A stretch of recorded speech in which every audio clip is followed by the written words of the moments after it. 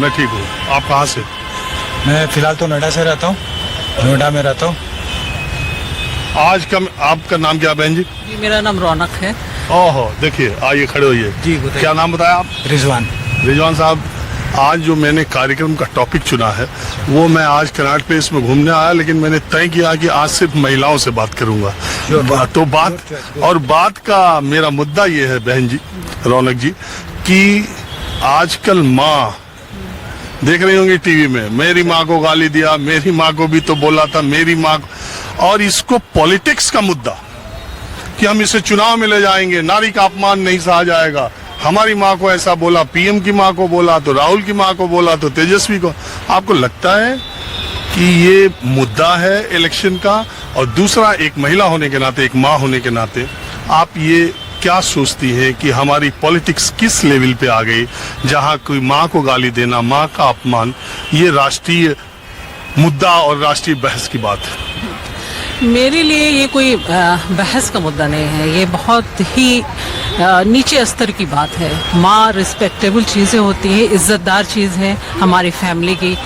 तो अगर किसी ने कुछ कह दिया है तो उस बात को वहीं ख़त्म करना चाहिए। इसको स्प्रेड करके एक जगह से दूसरी जगह लेकर नहीं जाना चाहिए। जितना आप फैलाओगे उतनी ज़्यादा आप उस गंदगी को बढ़ावा दे रहे हो, उसमें कमी नहीं हो रही बल्कि वो हर जगह बढ़ रहा है। और लोगों के जहन में आप जो डालना चाह रहे हो एक गंदगी, तो वो लोगों के जहन में बैठ रहा है। आजकल यंग जनरेशन जो है, उन्हें जो दुनिया के लिए, कुछ देश के लिए करने के लिए सोचना चाहिए, एजुकेशन के लिए सोचना चाहिए, आगे बढ़ने का, तरक्की करने का सोचना चाहिए।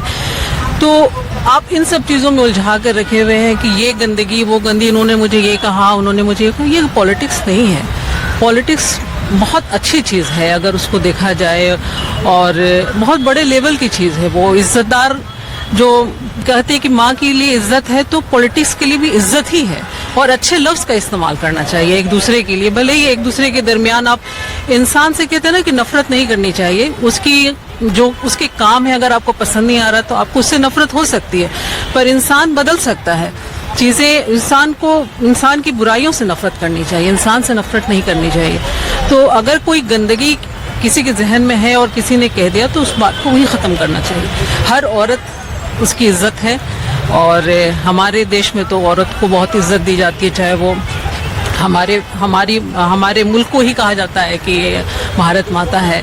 तो इज्जत तो सबकी है, हर लेडीज़ की, चाहे वो माँ हो, चाहे बहन हो, चाहे किसी भी बीवी हो या बहन हो, जो भी है, बेटी हो, हाँ, इज्जत तो सबकी देनी चाहिए। अब बात को वहीं पर ख़त्म करना चाहिए, आगे नहीं बढ़ाना चाहिए। और मीडिया से भी मैं कहूँगी कि ऐसे टॉपिक्स पे बात करने की ज़रूरत ही नहीं है, क्योंकि जितनी बातें होंगी उतनी ज़्यादा घर में और हर जगह, छोटी छोटी जगहों पर भी बात पहुँचती है। तो हर लोगों की सोच इतनी ज़्यादा नहीं है ऊँची कि वो बहुत निकल कर सोच सके, कुछ चीज़ों से बाहर निकल सके। वो जितना सुन रहे हैं उतनी ही समझ रहे हैं और उतनी चीज़ों को अपने अंदर ले रहे हैं, समा रहे हैं। तो वो मीडिया को भी चाहिए कि वो क्या दे रहे हैं, वो उस पर भी गौर करना चाहिए। देखिए, एक बात मैं बताऊं रौनक जी, ये बिहार में जो वोटर अधिकार यात्रा थी, आमतौर पे जब पॉलिटिकल डेवलपमेंट्स होता है किसी भी पार्टी का और चुनाव होता है तो हम लोग जाते हैं, उसको कवर करते हैं। मैं ये नहीं कहता, लेकिन मीडिया में भी एक बड़ा वर्ग था जो उस अधिकार वोटर यात्रा को कितना कवर किया, कितनी चर्चा किया, नहीं किया, मैं उस पर नहीं जाता। लेकिन ये गाली वाला मुद्दा जिस दिन आया, उसको पकड़ करके इतना इसको बड़ा बनाया गया। और फिर उसके बाद जब प्रधानमंत्री लौट करके विदेश से आते हैं, जब उन्होंने अपने जज्बात साझा किए और जब पब्लिक किया, उसके बाद से ये फिर मुद्दा बढ़ा, बिहार बंद तक कर दिया गया उस पर लेके। और इसको ये अभी वो मामला थमा भी नहीं था, तब तक कांग्रेस ने एक और एआई का वीडियो डाल दिया जिसमें उनकी माँ का ही इस्तेमाल किया। अब बीजेपी ने एफआईआर भी एक दर्ज हो गया। बीजेपी कह रही है भाई जो माँ है नहीं इस दुनिया में, जो कभी सियासत नहीं किया, उनका वीडियो बना करके आप ऐसे क्यों डाल रहे हो, ये माँ का अपमान है। तो मेरा कहने का मतलब है कि दुनिया के सबसे बड़े लोकतंत्र में अब इसी पे चर्चा होगी चुनाव में। तो मैं इसलिए कि देखिए, और लोग तो आप जानती हैं 10 पार्टियों के नेता हैं और वही 6 बजे से 10 बजे हर चैनल पे इधर उधर जाते रहते, खिड़कियों में बैठते हैं। मेरे कार्यक्रम में नेता तो है नहीं, जनता है।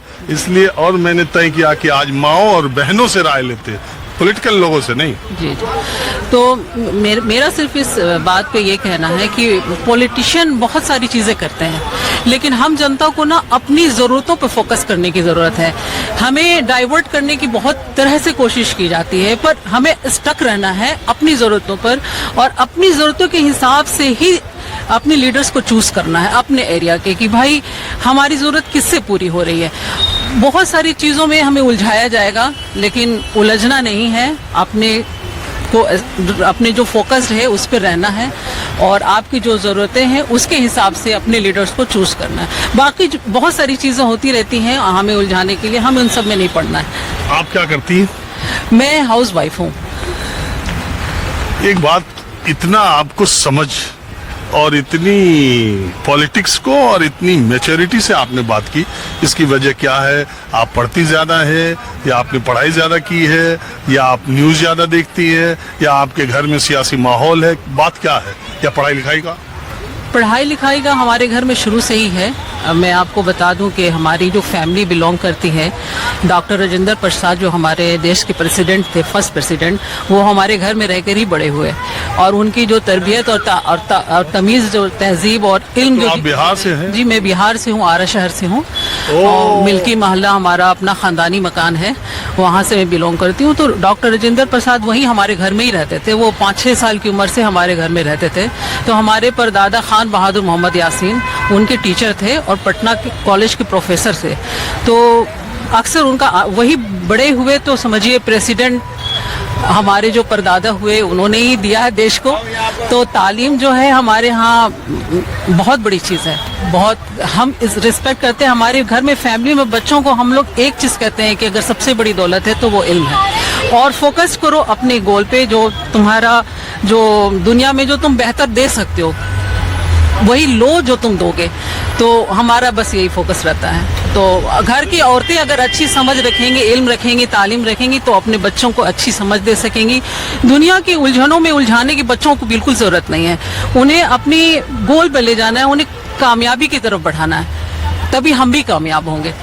देखिए, फिराक साहब का एक शेर है, तेरे कदमों की आहट हम जान लेते हैं, जिंदगी तुझे दूर से पहचान लेते हैं। तो मैंने आपको देखा और आपके बातचीत के तरीके से, सलीके से मुझे ये समझ आ गया था कि आप किसी ज़हीन जगह से आती हैं और किसी ऐसी फैमिली से आती हैं, और इतनी मैच्योरिटी जब हाउस वाइफ कहीं, तो मुझे, और इसीलिए मैंने कहा आपका फैमिली बैकग्राउंड क्या है, और हिंदुस्तान को ये पता चलना चाहिए कि ऐसे लोग, ऐसी जगह, और आप बिहार से। तो थोड़ा सा बिहार के चुनाव का भी तो माहौल बताइए।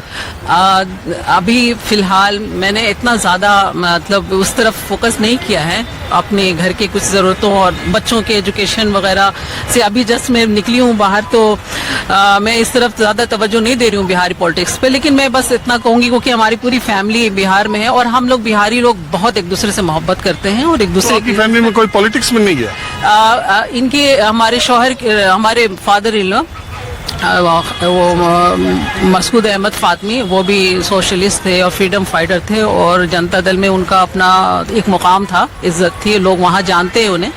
तो वो औरंगाबाद डिस्ट्रिक्ट से बिलोंग करते हैं, तो काफ़ी लीडर्स जो है उन्हें जानते थे वहाँ पे। तो हम है करते हैं, लेकिन हर चीज के लिए कुछ कहना जरूरी नहीं है हर जगह पर। चलिए, आप रुकी, आपने बात की, इसका बहुत शुक्रिया। आपका भी बहुत शुक्रिया, आपने मुझे वक्त दिया और मुझे इज्जत बख्शी और अच्छे लफ्ज इस्तेमाल किया आपने। ये बहुत जरूरी है, जो हिंदुस्तान को चाहिए एक दूसरे के लिए। बहुत शुक्रिया। तो बातचीत के सिलसिले